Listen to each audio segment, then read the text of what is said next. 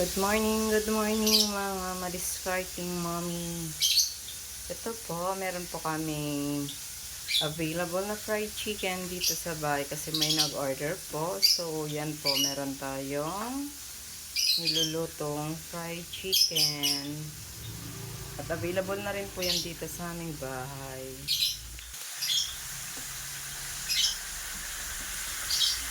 Yan po, thank you sa nag-order. Flex ko lang po.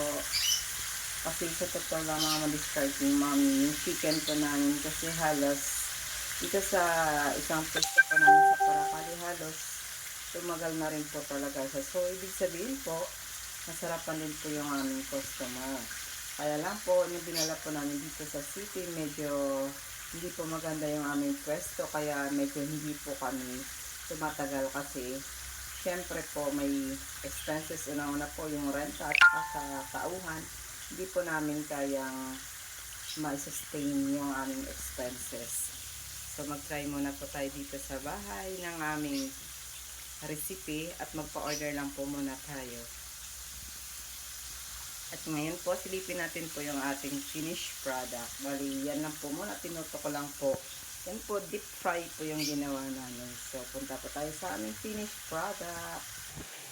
Yan po yung aming finished product. Bali, order po yan mga madiscarding mommy.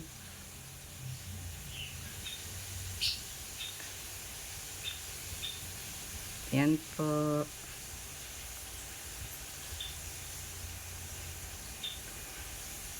Thank you. Good morning and God bless mga madiscarding mommy. Bye.